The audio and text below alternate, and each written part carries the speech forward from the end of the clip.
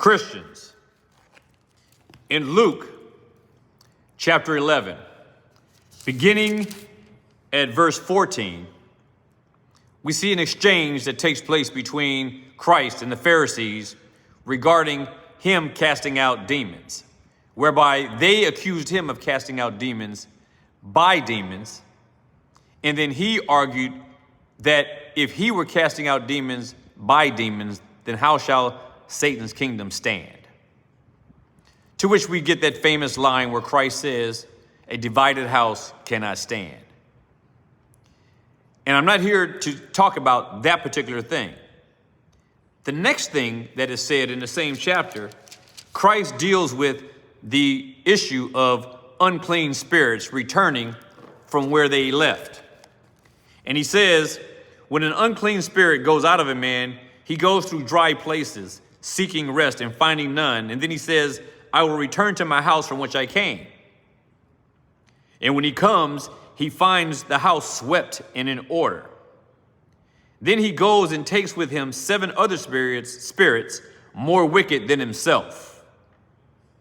And they enter and dwell there. And the last state of that man is worse than the first. I'm not going to dwell on this part of what Christ said.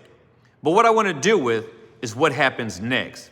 After Christ talked about the unclean spirit returning to the man that it left,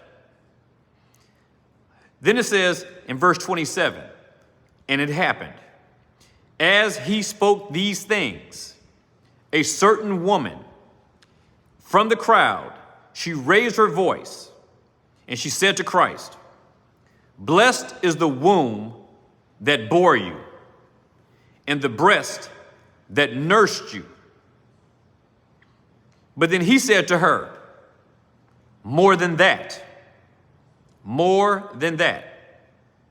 blessed are those who hear the word of God and keep it. Here's what I want to point out. This woman yells out of the crowd to Christ. And she says to him, blessed is the womb that bore you and the breast that nursed you. In other words, his mother.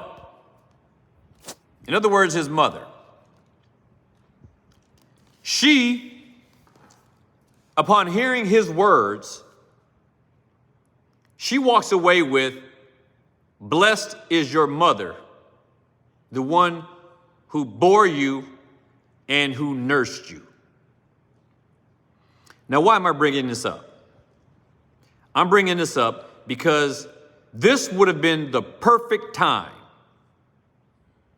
This would have been the perfect time in order for Christ to clearly, without any ambiguity, for him to come out and tell us that we are supposed to worship Mary, that we should put Mary on a pedestal, that she should be venerated, that she should be praised and honored and worshiped, as do those who do such things in Romanism.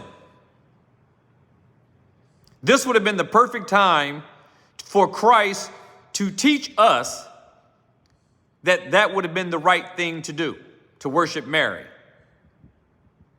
This lady set the stage. This woman who yelled out to Christ, she set the stage, giving him the opportunity to clarify to us all that we should worship and adore Mary the way she is in the Roman Catholic Church. But he doesn't. Now notice, she says, blessed is the womb that bore you and the breast that nursed you. Here she is setting up the stage, if you will, for idol worship. Because no doubt, had Christ responded to this the way she might have liked or the way she might have expected, Mary, no doubt, would have have an even greater following than she does now under the banner of Catholicism. Christ, after she says that blessed is the womb that nursed you and the breast that nursed you, or the womb that bore you and the breast that nursed you, he says to her, it is better. He says, blessed are those, he says more than that, blessed are those who hear the word of God and keep it. So she says, blessed is his mother. But he says, more than that, above that, blessed are those who hear the word of God and keep it. This is what Christ is concerned about. This is what he calls us to do. He calls us to hear the word of God and to keep it. And he says, in doing so, we shall be blessed. We will be blessed in that. We get no particular blessing. We get none at all for giving honor to Mary as the mother of God. She's not the mother of God. She's the mother of Jesus Christ, who is God in the flesh. She's his mother according to the flesh. But his divinity, his divine nature, comes from his divine Father.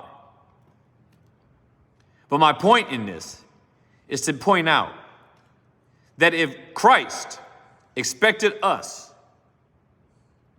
to worship Mary, this would have been the time to tell us, and he did not.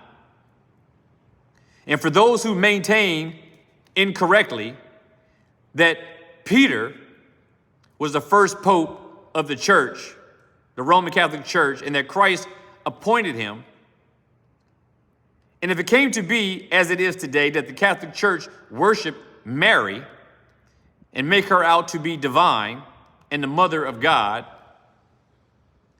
then it goes without saying that that cannot be true as they think it is when it comes to Peter.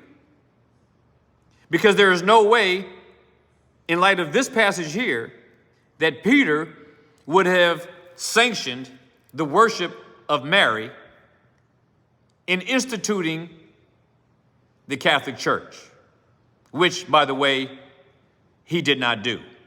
In fact, Peter had never been to Rome. The only apostle that we know of so far that has been to Rome was Paul, the apostle, who had not only been to Rome, but was born a Roman citizen. He was a naturalized citizen of Rome. So anyway, I just wanted to share my thoughts with you on this verse in Luke 11, verses 27 and 28.